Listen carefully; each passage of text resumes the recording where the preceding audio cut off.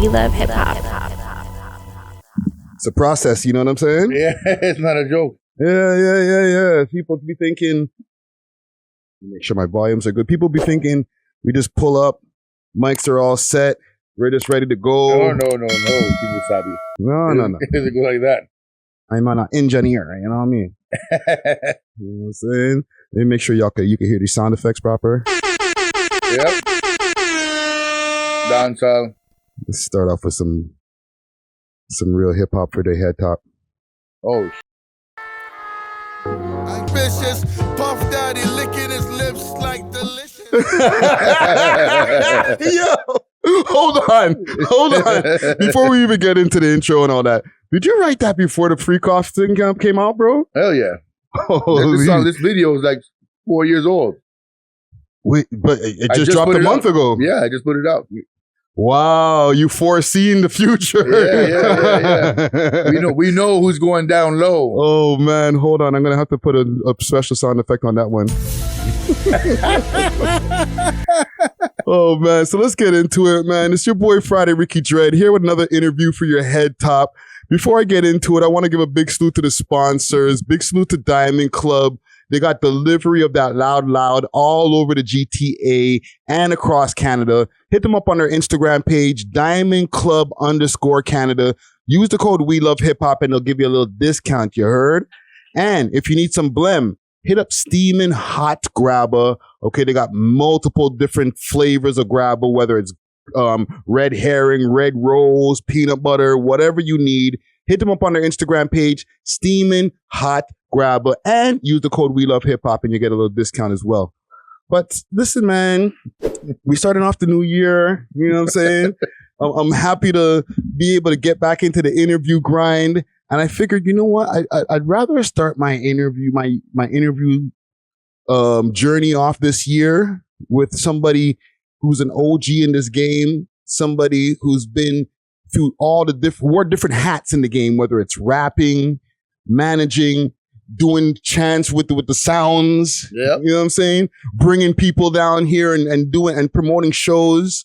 Just a plethora of different things that this man does in the industry. So with no further ado, we have Lord Fury in the motherfucking building. Let me talk. I fry dirty niggas like saltfish fritters. And feminine like Eminem wearing a glass slipper.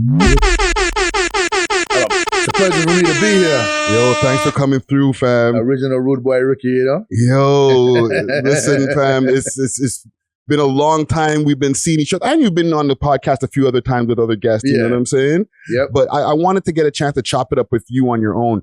Like, even before we get into any of the questions, the new year, how did you bring in the new year? What did I do on the new year? I cleaned my house. I had nobody around me. That's what I cooked.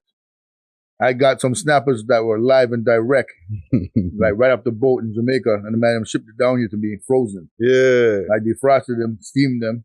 I said, all right. So my brother came over in the morning. My other brother came over. I went, yeah, I'm steamed fish. You know?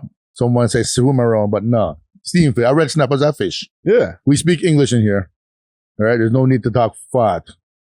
Man will say, yo, you a fish you eat? No, I'm not talking about no man, you know. A fish we are talking about go in the ocean. You know what I mean? Provisions. Provisions. Yeah, man. Stuff for your system, man. You know what Make it strong. Make your hood stand up like a, you know what I mean? Like a Rockfort cliff. A woman have to run from you. Holy. And one thing also, the last time I seen you was the Conway show, which you had put together. You know what I'm saying? Yep. We got a problem, you got smoking order. Ever since my first shit dropped, I've been going toward a new height, you right, new heights when I move on. Can you give me a breakdown of just like how we'll go into other shows and stuff like that, but like the things that it takes to put together a show like the Conway show? Patience. Lord have mercy, patience, man. Conway, good dude. You know what I'm saying? Like, he was supposed to come up earlier. I remember that. A lot of people don't know, but then he broke his leg. Yeah. So that's how a rolling effect happened.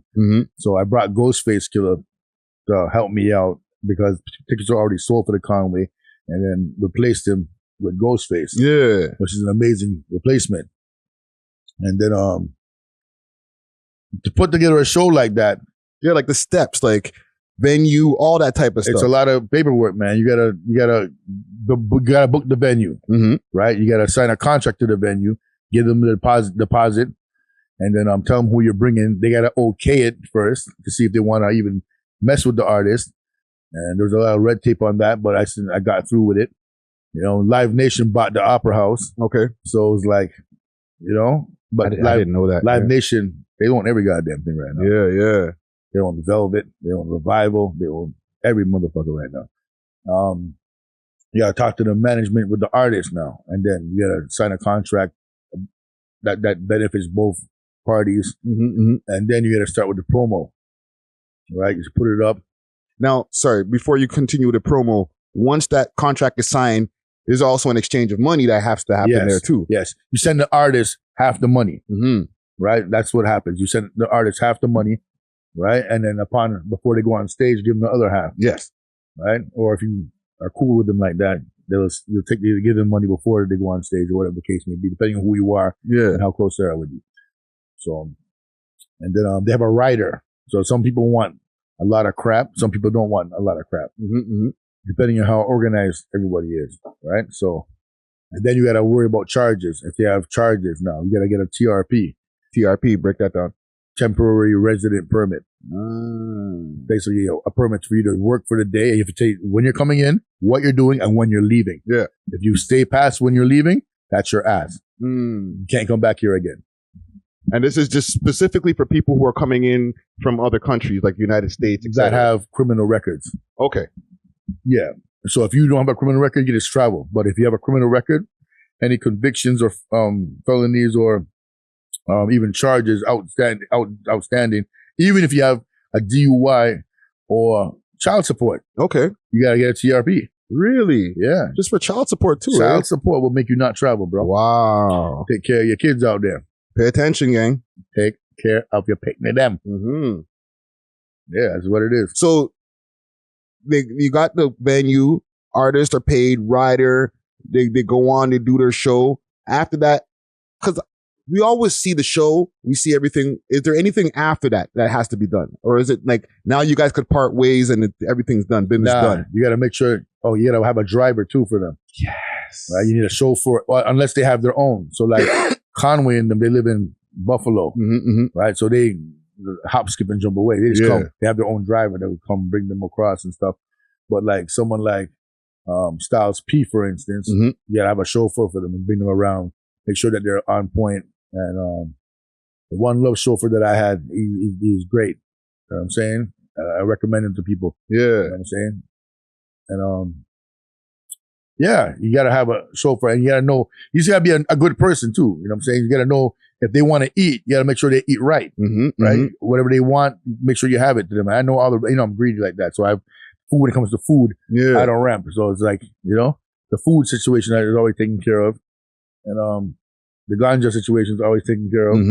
All of them, and then that's basically it. When it's time for them to go, you make sure you see them out. On the for the plane to wherever they're going to see next. them out. It's called courtesy. Mm-hmm. And they'll work with you again. You know what I'm saying? They're paid, they're fed, and they go back. Good vibes, money in the pocket. You know what I'm saying? They're good. Yeah. You know? No, fam, I'm glad you broke that down, because a lot of people, they just experience the event. They don't get to see all of the bells and whistles and the behind the scenes of what really goes down. No, it's crazy. It's crazy. It's very crazy. And let's go now with your story, because like I said, this is the first time I'm getting a chance to sit with you one-on-one, right? So I want to go through the Lord Fury story. So you grew up in Scarborough. Yeah. Were you born here, or were you born like in Jamaica? Jamaica. Okay. So when did you come here? Place called Greenwich Farm. So I went to, when I was in Jamaica, I left.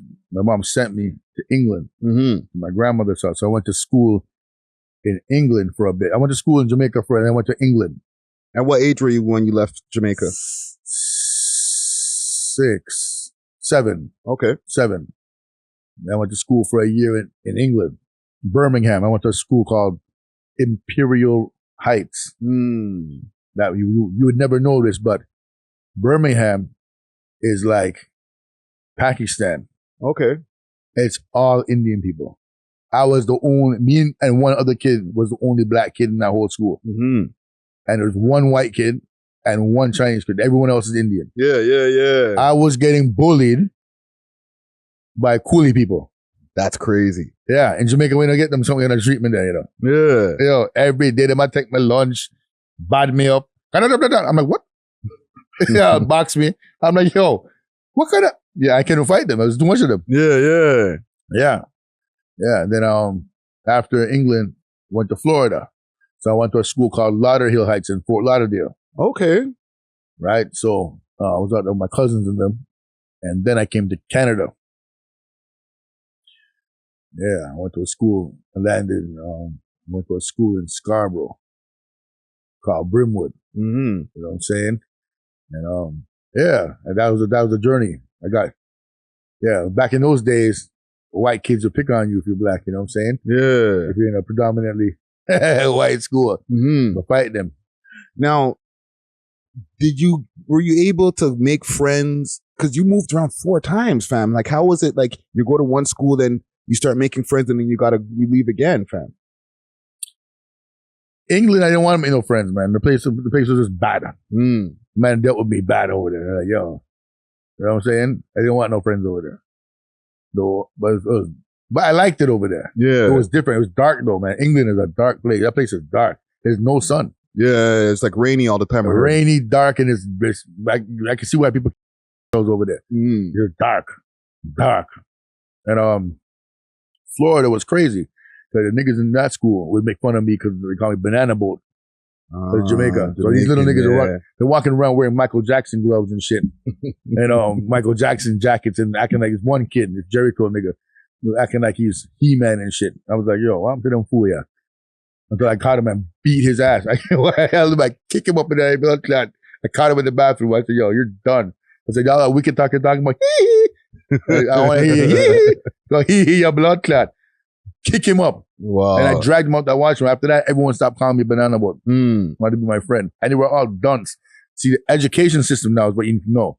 Jamaica had the highest education system because it ranked right beside England. Okay. So when I went to England, it was the same thing I was learning. Oh, and I went to Florida. These niggas in grade 2 are learning how to spell cat. Wow. And dog. And they still can't do it. I'm like, yo, what's wrong with these? So I'm like, yo, look here. They thought I was gifted. I'm 7, 8 years old. You're trying to put me in grade 6. That's wild. Yo, grade 6. Kids couldn't read and write. In Jamaica, I knew my times table 1 to 12, 12 to 1 backwards and forward. Because when they beat in Jamaica, they beat you if you don't know it. You'd be like 1 times 1. The whole class has to sing it from 1 to 6 in the same room. Yeah. 1 times 1 is 1. 1 times 2 is 2. And you go all the way to 12 and you go backwards. If you even skip, you're getting a lash with that blood clot cow skin, or the bamboo. You don't want that kind of drama in your life. Yeah. So when I came to Canada, to me, the place was slow. But they were doing like, they weren't saying cat. They were saying, you're learning how to spell like late and bait and rate, which is like another letter on top of the cat. Yeah. You know what I'm saying? I'm like, yo, this is... They wanted to bump me up, but they tried to put me in ESL though. Until I started reading the woman's book that she's trying to read to the kids that were, you know what I'm saying? So they try to put you in ESL because of your accent? Yeah.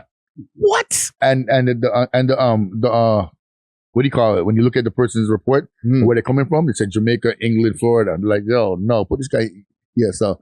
There's too much island in them. Wow. And then I started reading the woman's book. They had to put me in a regular class.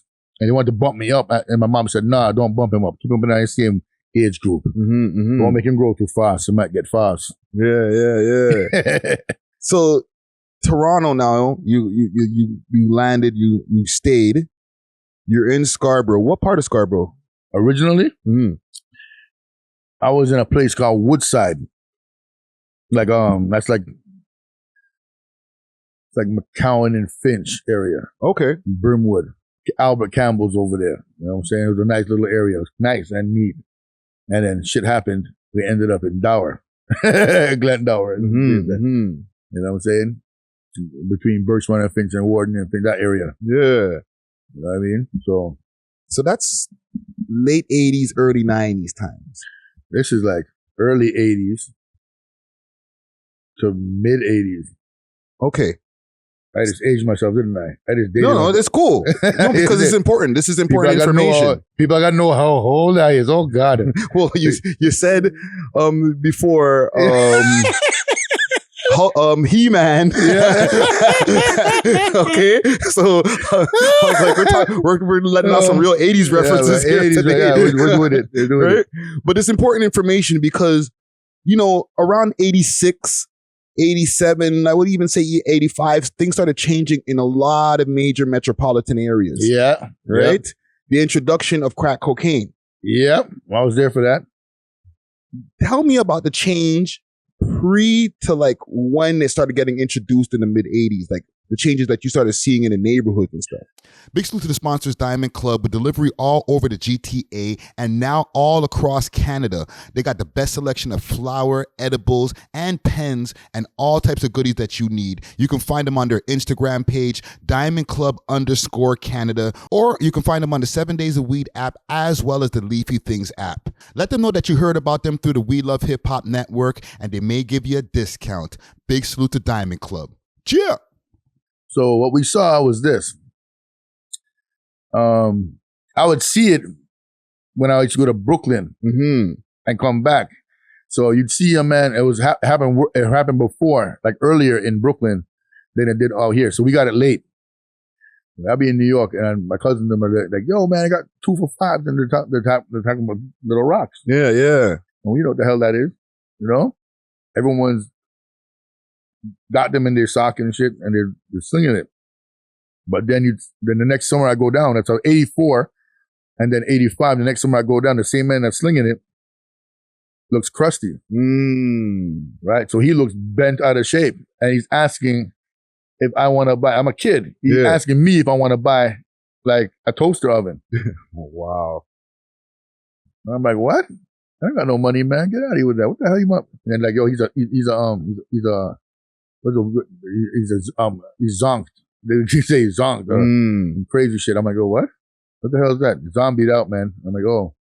Yeah, in Toronto now, it licked at the same time. So, like, the man who was selling weed jumped on the white bandwagon. And then once they did that, so a certain man, and it wasn't like a crackhead, like how you see crackheads, like, oh, dirty people. It wasn't that. It was all the fly niggas that was doing it. Yeah. They were smoking a thing called Wulas. So they're putting the crack in the taking the coke and slapping it in the weed and rolling it. And it smelled like fucking burning hair in the dance. You're like, what the fuck is that smell? The man am smoking Wulas. And they're acting wicked. When they smoke that, they want to shoot people and shit. And that's crazy. And you look at me funny, get paro. And then the same people that are doing the Wulas start just doing the lines, and then they start doing melting it to rock, freebasing. And when they start licking that, man, they'll be seeing like a lot of dons turn into crackheads, and they start acting like fiends. They need it. They're acting jittery. We've seen some big man. There's some man that we saw back in the days on many different blocks that you start kicking them in the ass and say, people who we're scared of and we respected are coming to us trying to sell us their shirt off their back and shit. And we're just like, yo, move from here. We want to fight them and shit. Specifically, this cat named Glenn. You know what I'm saying? He was a boxer, man. He was supposed to go in the Olympics and shit. No, you can't fuck with him with the 1-2s. And then he started smoking shit. I was like, what? And we started punking him, man. We shouldn't have punked him, but back then we should have been trying to help each other out. Yeah. But no one knew what the hell it was. It was the first time this is all happening. Yeah, so we're just watching this shit. And it's just like when the kids started messing with Molly, and Molly just first came out. Y'all are fucking with it, but you don't know what the side effects 10 years down the line is going to do to your brain. Yeah. Y'all playing with this shit, but you don't know what's going to do to your brain. The cocaine and the crack well, if you have OCD and you're a crackhead, you clean the whole house. That's one thing I can say about them. They're progressive. They get shit done. They're useful. But yeah, you've seen a lot of dons turn, you know what I'm saying, just go to shit. Yeah. And you see it. You know, teeth missing and all type of shit. That's crazy. Yeah. So now as you start becoming a teenager, right? You started getting into like the reggae sound systems and stuff like that. Yeah. Reggae was my thing. So it's like, in the end, we had like a black root sound. And we had Radication, Earthquake, and different sounds in the area. There's like Ricochet Sound also. Ricochet Sound. Blood Clot. Yes. I do my research, bro. Ricochet Blood Clot Sound. Holy shit. Yeah, Ricochet Sound. Ricochet Sound was in Durham. That's with Rich London and C+. I was a part of that. And yeah, a lot of sounds, man. There's like, Bounty Hunter Sound. Yeah, that's Casper Banton and King Tut and Nicholas, another Olympic boxer. You know what I'm saying? Yeah, reggae was my thing. So I'd hold the mic and just play by the #1 champion, so no keep on got around. Ugly yeah with Molly, I'm not turn me on. Lord, black woman with no bottom, not turn me on. Lord, the better one that me say Fury make shake one. Sheep in the meadow say they go in they can. Lord, show me father, stick me mother, make me born. Shit like that, you know what I'm saying? Yeah. So you would go and not just like, because it's different with reggae, right? Like it's one thing to be a reggae artist, but you were, what would you call it? Because you're an artist, but you're also there with the sound, like you're a team player, we call it. Yeah. Like, because you weren't selecting the tunes, were you? I would try to. I was the youngest out of all of the men on every sound, so I try to help with the boxes, grab the record, try to mix people down, and have a couple of lyrics here and there, and then until I got confident. You know what I'm saying? I was more like a box boy, we'd want to call me. Yeah. When I started out, because you have to start somewhere, right? At the bottom of the barrel is a box boy, Blood Clot, But yeah, the sound thing was amazing. You know what I'm saying? I watched a lot of people do this shit. I had a lot of idols, so people who I'd look up to back in those times was like Johnny Mice, G-Lock, Mikey B. Harry, they call them Freaks of Reality. Those guys, the Campbell brothers from Chester Lee, Greg and Sean. Blood Clot, Ricky Tuffy, rest in peace. Rest in peace. Ricky Tuffy, bad boy. Those guys I used to watch DJ. General Genius, Bobby Irie, Louis Rankin, Steady Rider, Bobby Blood Clot Zaro. Bobby Zaro is the man. Like for Toronto, if anyone tells you different, they're lying. Bobby Zaro is the man. You know what I'm saying? You know who Thoroughbred is? Yes. That's his dad. Okay. Salute to Thoroughbred. I interviewed him years ago. Yeah, man. Rude boy. In the bloodline. Yeah. So you're running with the reggae sounds, but eventually you start getting into more of the hip hop stuff. Yeah. Right? I like the hip hop, but we weren't allowed to listen to it. They said that the hip hop man was some man. That's what the reggae man was saying. Really? Yeah. Oh, they were right when they said this shit. Look at what's going on right now. They weren't telling no the future. No, but they knew what was going on. Like, here's a story that people don't really know and people don't talk about. You see Afrika Bambaataa, who they call the godfather of hip hop? Yeah. That file boy that, Well, listen, the whole Hassan Campbell thing now come to the light over the last, 5 years of, Hassan Campbell really going hard in the paint, letting people know. Salute to Star, a.k.a. Troy Terrain. Yep. He really opened that story up. Yep. You know what I'm saying? And he didn't have to, but he did. Yes.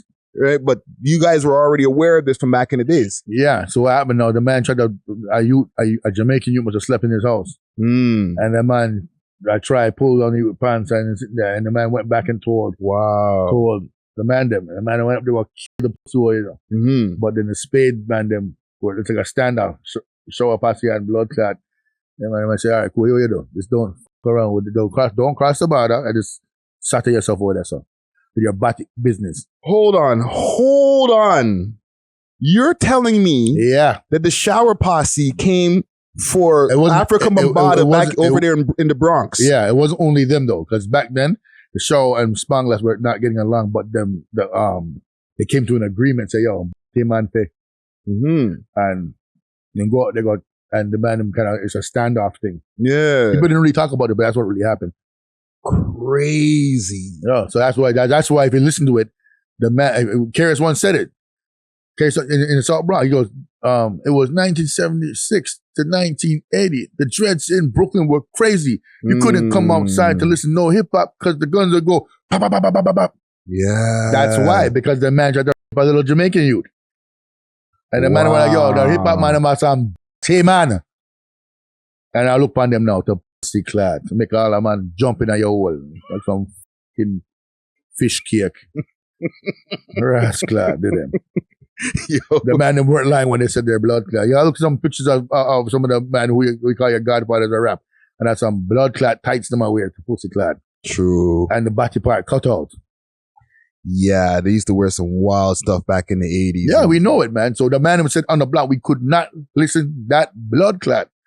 Because that's some funky certain music that. Mm-hmm. I wasn't aware that was the sentiment going on in the reggae community about hip hop, fam. Yeah, that's what it was. Crazy. That's what it was. So you guys started did you start as a solo or did you start with the group Lions of Judah with my homie Godzilla? I was rapping before I met with Godzilla. So, but before that, I'd have to say we had a thing called the Shabazz X Nubians. Called after we were on some Nation of Islam learning about 5% business. I remember those times. Right? So like 90s. And listen to X Clan. So X Clan, Brand Nubians, Shabazz, that's Shabazz. We were listening to that kind of stuff. So and that group was like me, INF7, Fluxy, Paradox, and Gigantor. Right?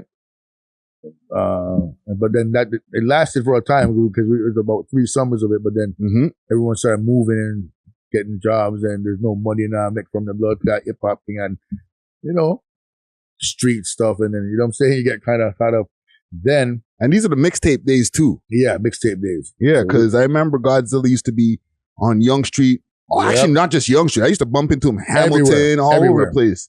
He's relentless. Yeah. One thing about Godzilla, he's relentless. Relentless. The Lions of Judah now, when we came together, we started a movement.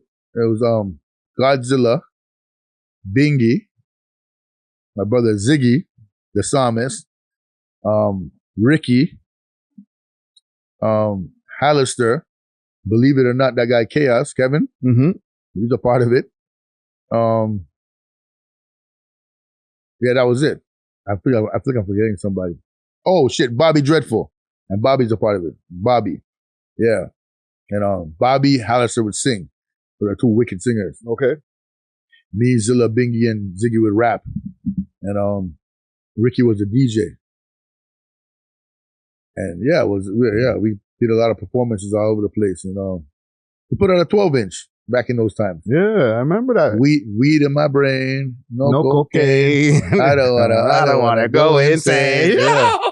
That was the big tune. And Zilla was going up. Yo, him and Bingy were murdering that shit.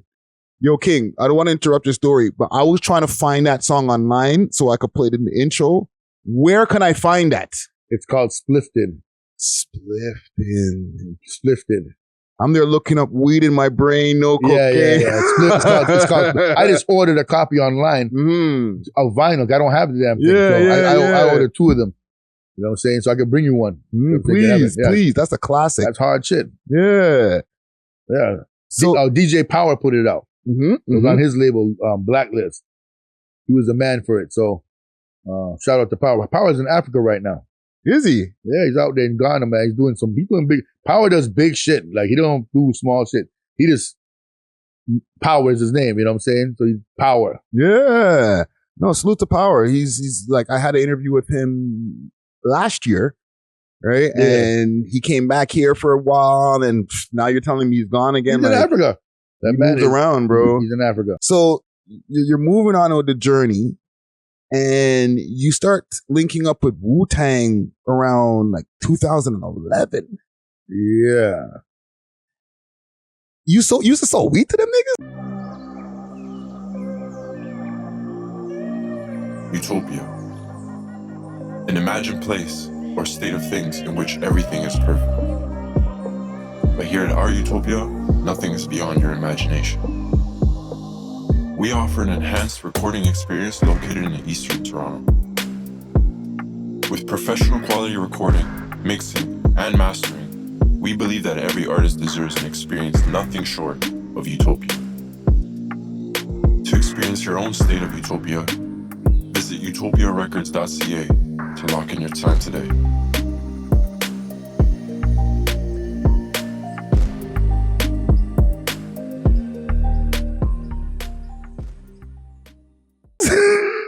Yeah, well, before that, back in the, okay. And we're this. I could say this because this is way past the stat. You know what I'm saying? Yeah, definitely. Yeah. Like I've had my time. I've sold a bunch of weed to different rappers, so I understand how that goes.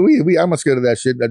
They motherfucker, the government, the niggas owe me money. I did a lot of jail time for weed. Motherfucker, take my money and take my weed. Yeah, I want my shit back. Yeah, blood clot, you know. Well, I know a lot of the times, like a promoter will be like, "I got these guys in town. Can you come through to the hotel or whatever?" Was it one of those type of deals when you first met them? Nah. When I first met them was in the 90s when they blew up. So it was like Apple and KP and them that was doing the shows and shit back then. I remember them. And shout out to Apple. Apple's like a big promoter, man. Everybody in New York knows Apple. Yeah. Matter of fact, America. Apple was like a person that held it down for Toronto. KP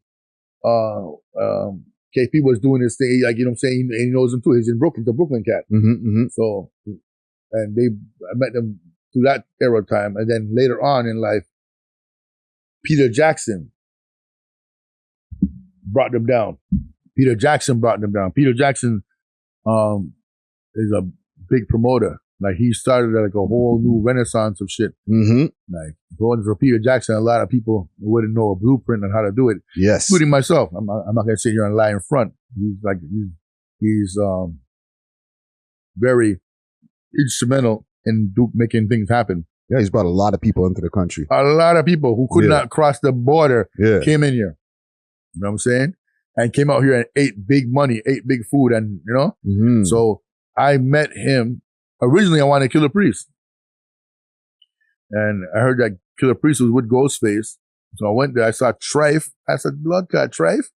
Trife the God. Trife the God. You know what I'm saying? I'm like, yo, what are y'all doing, man? And I saw Sheik. I'm like, yo, all y'all came here with him? I said, all right, look here. Here's what I'm going to do. Tomorrow morning, I'm going to send a cab for y'all. Y'all jump in the cab and I'm going to give you this address. I'll come and let's do some songs here. And DJ Merciless is what we brought him by, because Merciless has, you know what I'm saying, that hard hip hop shit. You know what I'm saying, that's, we kind of brought into existence, and we said, that's what's going to happen. So when they came out, I got it all on video. We're doing a documentary, so we'll put it out this year. Dope. When they came in, I cooked food and shit, brought food and had food, like there's food laid out on the blood clot. And you're like, yo, what? The priest couldn't believe it. The priest can yam. Priest can yam. And it's not fast food, so it's appreciated. Yeah, it's a real food. Hard to break, coconut water, all kind of shit. And yeah, the band, they were very happy. They did I paid everybody to do verses. All right. And at first I didn't know what the fuck I was doing. I was doing shit. Yeah. And Merce had the beat, so we started lacing them. Then I ended up saying I'm gonna do an album with Priest. Shallow graves, sleepy hollow man, cobweb caves, dead man waves, build a temple, destroy the church. Yes, work on it. But before that, we went to all the shows with them, and then Ghost said, "You'll come to the studio," right? Because he's like hearing shit. So Ghost came, and then we went to Blood Clot. That's when we went to town. The song, he did a verse with on a beat with a singer named O Sounds. Merciless produced everything. And it's me, Freeway, and Ghostface. Philadelphia Freeway. Yeah, Philly Freeway. We haven't even released the shit yet. We had it from like all them time there, you know. What year was that you guys recorded that? Exactly. Like 2011. Wow. 12. Back then. Oh, no, we're not releasing. There's a whole album that it's on. We're starting to release everything like now this year. Bang, bang, bang, bang, bang. Crazy. Yeah. And then Priest came back after Ghost and them left. And he came back with R.A. the Rugged Man and had a Canada tour. So I just said, he told me he was at the airport. I went and picked him up, and then we started banging out songs. That's how we did the album. The Moon Crickets. Yeah. At first it was a joke, you know. I was saying, "No, let's get on some medieval dark shit. Let's just call it the Moon Crickets." And we started laughing, but then it stuck. So we ended up calling it the Moon Crickets. The group, like me, Merciless, Killer Priest, and then you have like G Knight, Raw, and Rock. Explain to me the meaning behind the name Moon Crickets, because there's a connotation that goes to it that's like connected to slavery. Yep. But I know that there's a different story that you told on another podcast in regards to Nat Turner. Yeah. So it was a slave revolt, right? And it was a full moon, and that's how the slaves used to move. Mm-hmm. You move by the elements, right? The earth is going to tell you when to move. So the slave masters were drunk, happy, and blah, blah, blah. They're not really seeing straight. I'm knocking on the door. All you can hear is crickets chirping and the moon up in the sky. Mm-hmm. And when you open the door, Nat stabbed him in his neck. Mm. His last words were, "Goddamn moon crickets." And his son was underneath the table, saw this shit, right? Kept it and passed the story on. And then he started calling black people instead of nigger, calling us moon crickets. Right? But that's what it really came from. So it's not necessarily a bad thing, but it's a reminder that motherfuckers should know, beware of the moon crickets. Yeah. Come for your ass. Wow. It's like, it was a noble reason, and then the white man took the story and twisted it to make it against us. Yeah. But it's still good though. Making music. Yeah. Bring back that spirit. We need that spirit.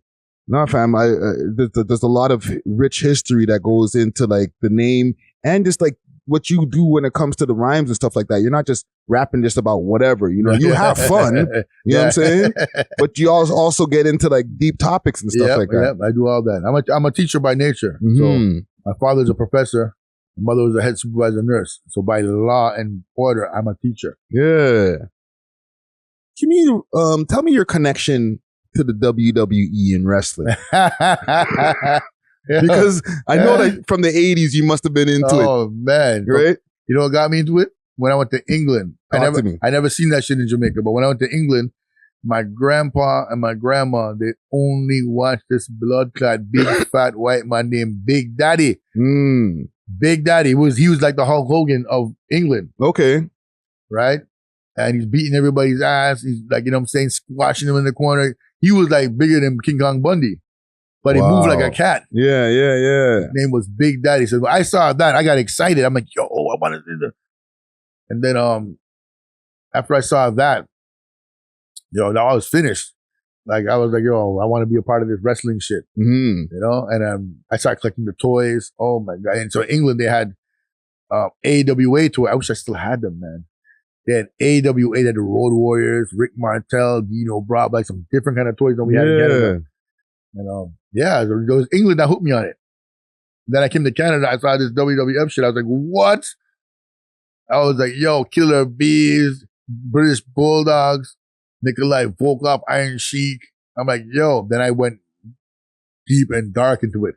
There was a wrestling called International Wrestling that's in Montreal. Okay. Abdullah the Butcher, Sadistic Steve Strong, the Long Riders, Joe LaDuke, the Rougeau Brothers, Rick Martel, Stan the Alaric Man Hansen. Then I found a channel that showed AWA wrestling. Nick Bockwinkel, Vern Gagne, Greg Gagne. I'm like, yo.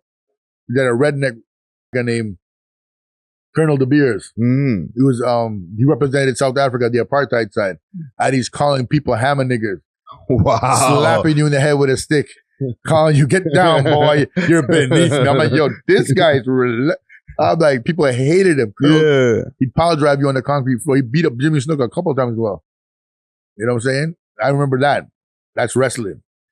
But you're like connected into it. Like I go on your Instagram sometimes. I see you like at like independent matches and different things like that. Like you're in the community, fam. Yeah. What's the wrestling community like, fam? They're wild, man. They're cool. And they have it's a bond, right? It's like a brotherhood. Yeah. So it's like, you know what I'm saying? You hang out with people that enjoy the same shit. Like it's cool connoisseur shit that 90% of women are not gonna like at all. Because beer man. And you want to see somebody, it's therapeutic. People don't know. Wrestling for me is therapy. Because if I want to kill people sometimes, but when I see someone like Vader throw you off the top rope and drop you on your neck on the concrete floor, I feel like I did it. Now I don't have to do it no more. People don't get it, but I'm telling you, it's therapeutic. When you see a man just grab him and beat him down to the ground, stomp him, and then go look at the crowd and say, you know what time it is, right? Yeah. So do you fuck with like UFC and stuff too? Of course. Okay. Of So just course. all like combat sports. Violence is what I like. That's what it is. Say it right. Violence I like. I like violence. Yeah. Yeah. Listen, fam, I ain't mad at you. Like, I understand the therapeutic parts of it. Yeah, it's therapeutic, man. Yeah. And like coming now full circle, right? What got you into, from doing the music, like I said, all these different parts of the music, and then getting into like live shows, like bringing in the live shows yourself? I got artists on the label, right? And I got artists around me. And yeah, because you mess with A-Son and a bunch of different people. A-Son, Eastwood, the chosen one, the man, the immaculate, the man who died on the cross for your sins. Yes, Snacks, the showstopper. You know what I'm saying? The Lord of Lords, Lord Juco. These are people that need to be on stage. And because people are not going to draw for them like the way it should be, the Fuego Gods, you know what I'm saying? Cypher Soze, because people are not going to draw for them properly, I said to myself, I'm going to open up a lane and put my money and back it, and this blows on script, bring down people and put them on the show so people can see who they want to see and see what they have not seen. Yeah. And everyone loves it because everyone I'm putting on the shit is MBK Supreme. Everybody is fly and doing the shit the right way. You know what I'm saying? MCing at its highest level. Yeah. Toronto has a lot of MCs, man, and that are creating waves from all genres. So the lane that I'm speaking about is there's an underground and there's an underground. You know what I'm saying? Yeah. So like the underground lane is the lane that I prefer. But I have nothing but respect for the underground lane and the pop lane, because I listen to pop music. I listen to Depeche Mode, like 80s stuff and stuff. Like, yes, but we had a conversation off camera, right? Yeah. And we were talking about like different underground artists and stuff. Is there like a division in the Toronto scene with the artist? Big salute to Steamin' Hot Grabba with a variety of different grabba flavors and dispensers. They got red rose grabba, that red herring grabba, and peanut butter. Hit them up on their Instagram page, Steamin' Hot Grabba, and use the code WeLoveHipHop and receive a discount on your order. Again, you can find them on Instagram, Steamin' Hot Grabba. Now let's get back to the show. Cheer. You know what I'm talking about, right? Because the guys that you mentioned, they're all underground. They're not like freaking rich rappers yet or anything like that. But then there's a bunch of guys that I was talking about and you're like, you got to put me on. And they're part of an underground scene, but they're a part of a different underground scene. Yeah, because there's different genres of the underground, right? So there's that, so. You got the underground guys. I would even call them more the drill guys a lot of the time. Yes. The guys that rap like, I've never done something like that. Rapping and trapping and rapping and trap. Yo, those guys are doing their thing, right? And it's fly. To me, that style started in Toronto. Yeah. I feel like everyone else bit it from us, but I don't know. That's probably, people could probably argue with me for say England or some other shit, but I don't know. No, man, stand on that shit. I'm standing on this shit, but I don't know what's going on in England, so I don't know the timeline. Yeah. But to me, because I don't know, but it is what it is. So there's those guys. There's those guys. Then you got the ones that rap like they're kind of singing, like singing rapping. There's a song I used to like. I heard my thing. There's something that smoke the loudest.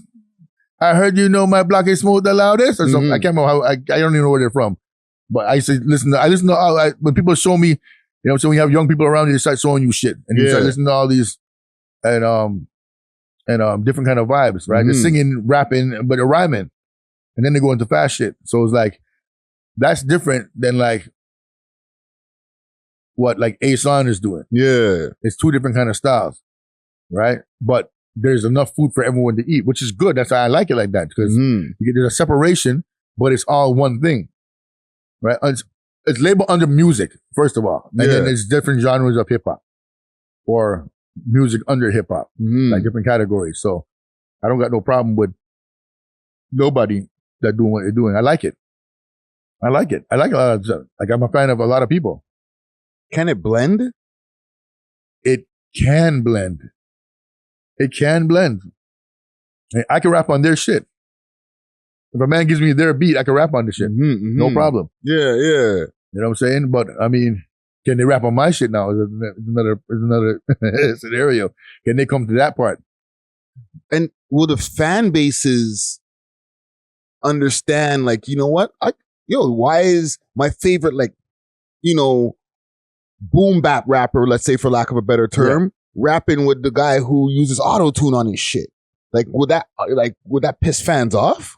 It probably would, because people find reasons to get mad. You know what I'm saying? So people will get mad at that and say, oh, he got soft or whatever the hell. Who cares?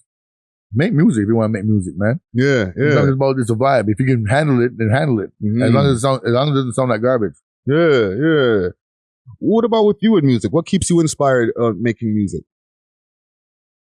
That's a good question. I don't even know. Maybe situations. Like if you listen to my albums, I'll be talking about like different situations. I talk stories. And the last album I just put out, Rasputin, The Wizard of Electric Ladyland. I'm talking a lot of shit on that album.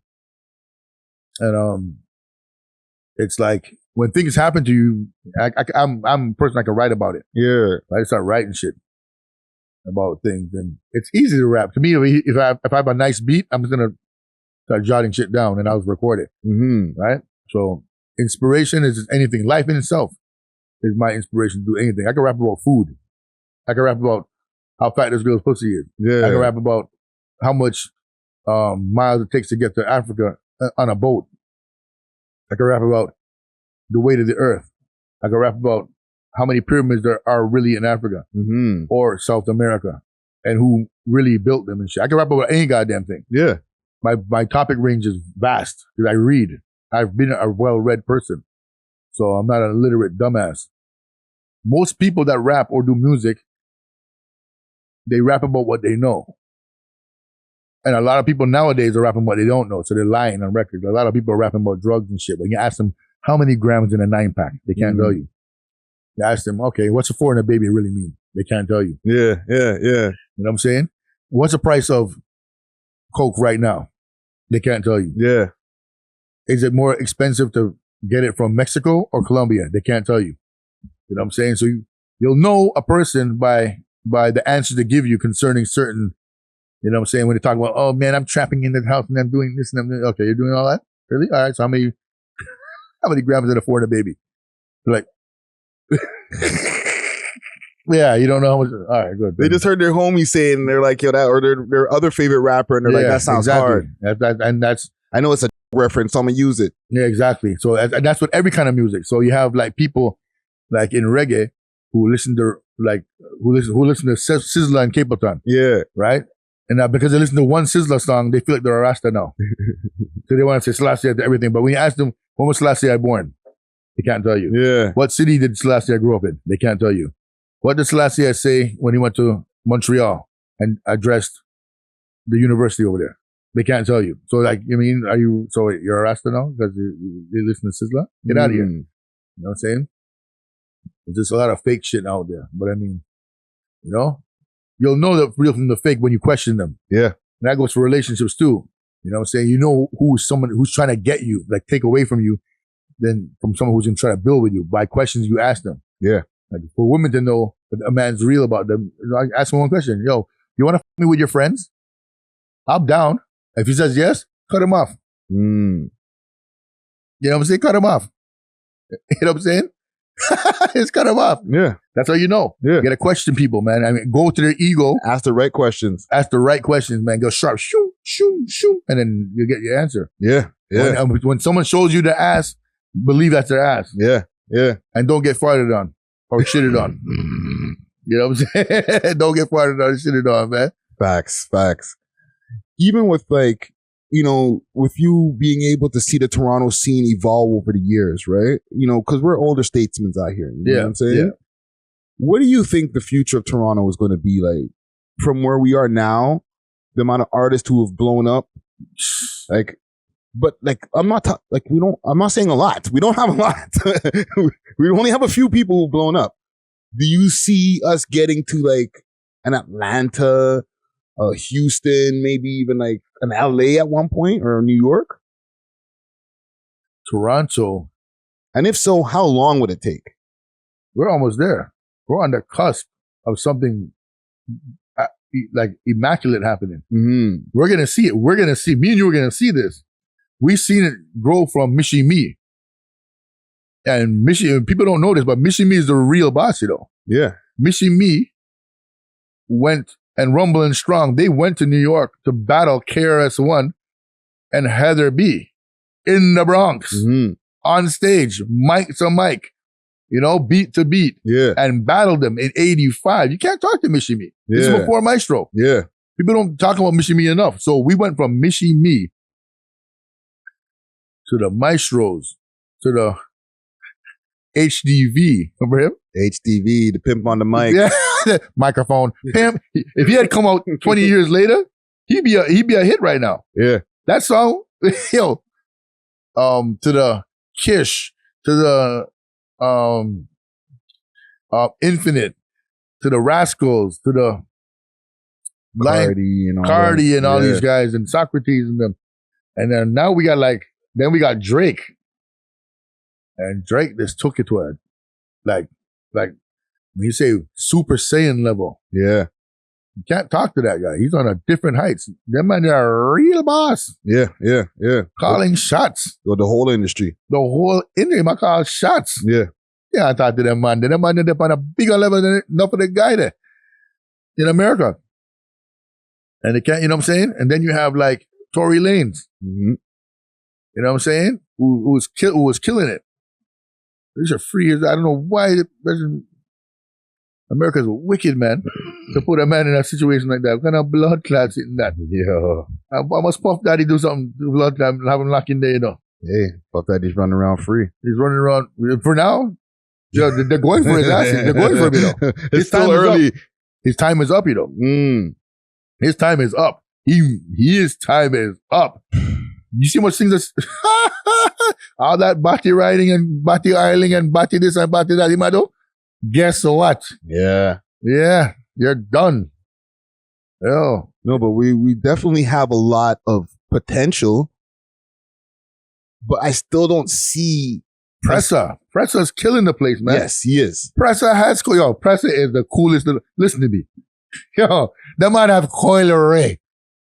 That's what Benzino data. Yo, you can't talk to blood cat. Pressa a bad boy. That's a brother from the hood. Yeah. Out here, repping everywhere he goes in the world. True. You can't talk to them man there. Them man there looch. Gone clear. Yeah. You know what I'm saying? No, who else is there? That's how. Well, I guess I named the three. No, well, that's what I'm saying. Like, until we can be running out of a list of names, like if you go into a list of Atlanta greats, we can't run out of names of generations. T.I., 2 Chainz, Jeezy, Young Thug, all these guys are all coming out of Atlanta. Like there's at least a dozen huge rappers that have come out of that city. You know what? And the city's way smaller than Toronto. Yeah, way smaller than Toronto. You know what it is too? Here's another problem that we have. Because the gang task force don't want the man out here to do shows. Not because I say one people, I can't say other people. You know, I'm not in part of your politics. I'm like Moolah. Nasty. Yeah. Like these guys should all be gone. What's your name? Smiley. What's your name? There's a bunch of them, you know. That's why I'm not really in front of the camera, the thing like that to see everybody. I can't see all the Pengs in them. Yeah. And Pengs is incarcerated as we speak. You see? Pengs up, them a rude boy specialist, man. Yeah, and there's Casper and K Money. K Money's dealing with his legal issues. You know, he's soon forward, but Casper's been home and he's pretty much one of the top rappers out here. But he's doing his first Toronto show in the next month or so for the first time. Wow. And he has hits, millions of views. You see what I'm trying to show you though? Toronto's on fire, bro. We're on fire. Yeah. There's no talking to Toronto. And you have women out here that are rapping too. Yeah. You have there's a bunch of them. Lola Buns, Hawaii Mighty, Nana Goody from time she's been doing her thing. Yeah. You know what I'm saying? The girl, DVB. Double M. Double M. Yeah, Double M goes crazy. She's nuts. Yeah. Body's built like a blood clad. You know what I mean? Body, Shabba would be like, yeah, you're good. Yeah, you're good. Shabba would say that, sing a song for her. She built like a Mack truck. Yeah, fit and Double firm, M. man. Yeah. Front, back, and side. And pretty face to go along with it. Yes, you should go on with things, man. Yeah, she's barred up. And she spits on him and draw them. Yeah. After that girl like Cocanina. Mm-hmm. Yeah, she had that song with a Trini girl. Yeah, she just dropped out like maybe a few months ago. Yeah, man, she had one with things. Toronto is on fire. Yeah. It's just that Toronto, and you know what? It's not as bad-minded as it was back in our time. Mm-hmm. People show love, more than in our generation. People are showing love, and I like it. How about that girl? The round, Chromaz. Jesus Christ, that girl, that Chromaz, man. Oh my God. Why? Burst through her clothes. She is super bad. And that kind of behavior now. Like if she was in America, she'd be gone. Well, she's pretty much already established herself as far as like getting her success and her money and all that, right? She went to the States. She made her rounds, academics and no jumper and all that. You know what I mean? She made a bag off of fans. So, you know what I'm saying? She depend on fans? Chroma's, I think she's said on camera a few times that she's a millionaire. She is on fans? Yeah. That's something that we see naked people? Oh, God have mercy, man. Oh, no. Don't let me cuss myself out here. Oh, man. I would like to see.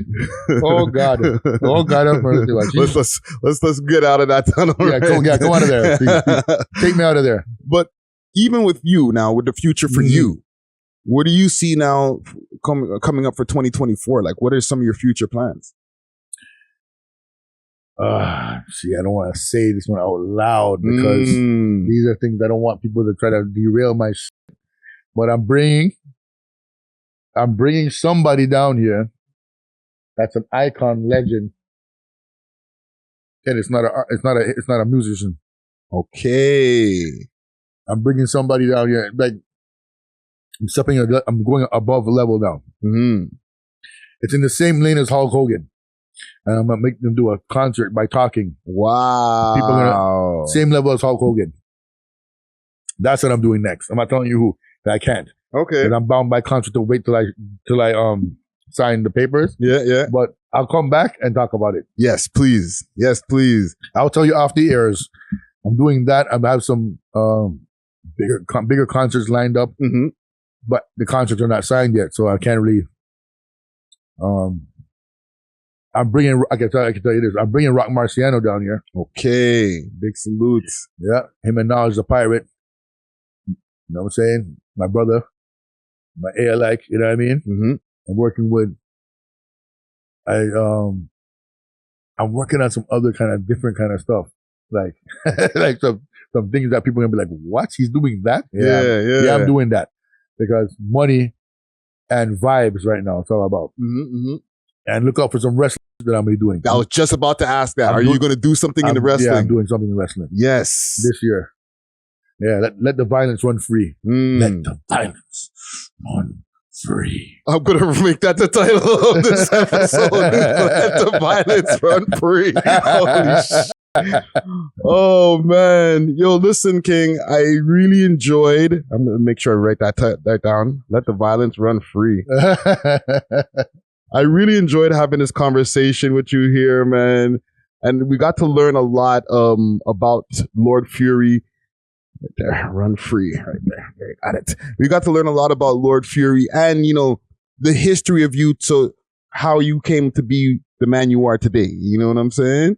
So I really appreciate this conversation. Yeah, no problem, brother, man. You're my brother, man. You know what I'm saying? So we got to work together to help everything grow and elevate. Yes, sir. You know what I'm saying? At all costs. Yeah, man. Advice I give to the younger people. Yes, please. Is if somebody is not benefiting you and you're not benefiting them, then there's no benefit. Get rid of them. Stay away from them. Yeah. Right? Do not let a fool get the better of you. If someone is using you and it's depleting you, get rid of them. Or ask them to put back what they take. And make it known. Make knowledge born. Bring it to existence, like what's going on. So they might not know. Right? Turn your friends into business partners. Right? And if they're not about that, then just have them know what you have to label people now. Yeah. You got to put people in a box because we're living in a time where money is not around. Nah, sell again. I don't care what kind of I sell. It's selling come see, come sa. Yeah. It's not selling the way it should sell. Political, any blood clot, not so you have to like start thinking to yourself, what are you gonna do with yourself to get yourself above water? If you're out there selling drugs, take your money and put it into investments, like something substantial. And what you want to do is create a portfolio for yourself so that they can't take away your stuff from you. Get an accountant and make the accountant draw up a new business plan for you. That way your money makes sense on paper. Yes. And you don't get audited by the government. You don't want them in their hands in your pocket because they'll go in your pocket and take away your things. Yeah. And the first thing you do when you go to court, and they say, the judge asks the people under their breath, does this man pay taxes? And they check to see if you pay taxes. If you're up to date with your taxes, do your taxes. Get an accountant. I'm talking about people who sell undercover. And all these things. Get yourself straight. And the whole heap of, it's something that I wish the OGs told my ass. But they weren't telling me that. They're telling me foolishness. This whole heap of, let's go, man, if I have enough woman and that. No, you don't want no enough woman in this time. Because the whole heap of enough woman business is going to give you heartache, pain, and your pocket will have a dent that you will never get back. Facts. Right? And you can't raise children properly when you have a bag of women, bag of picnic all over the place. Trust me, take it from me. I've done that. And it didn't work. I am tried and tested of that style. It does not work. Unless you're a millionaire. Yeah. The whole picnic thing, don't do it. Try to keep it in one house. And then, which means you find someone who you can trust and you build a foundation. Because right now our kids are like illiterate and stuff. And they're not really, like, education is like not cool. Yeah. You got to reverse that. Even if you don't want to do schoolwork, find out what kind of work you want to do and do it, right? Get that money by any means necessary. I don't care if it's overground, underground, side ground, rye ground. Get it. Get your money. Because there's no money out there to get. Get it any which way you can and try to build with somebody. Have a team, right? You need a team. You can't. No man is an island. You can't do it by yourself. You need a team. Facts. Every pimp needs hoes. Every hoes need a pimp. Yeah. And I ain't lying. Shit. You're dropping knowledge right here, man. That's old school shit I'm telling you right now. You know what I'm saying?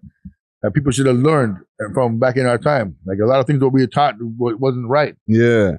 And then we kept it on for long. I kept it on for long. I had to say to myself, it's not real. The whole about women business is stress. Who wants? Look at my beard. How it is gray. Woman. Man don't give me stress like this. It's women that give you stress like this.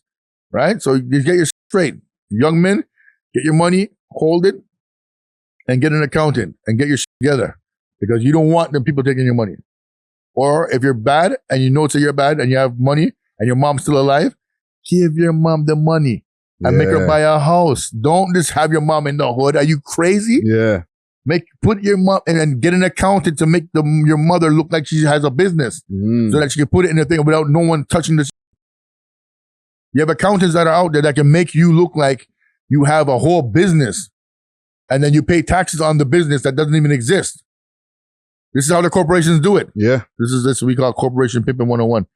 All right? Give your mother the money and make her buy a house so that no matter what, you'll never be homeless and you have something, right? That can pass down generationally, right? Generational wealth we're talking about here. Now, you can't just sell blood clot drugs and buy chain. Yeah, you idiot.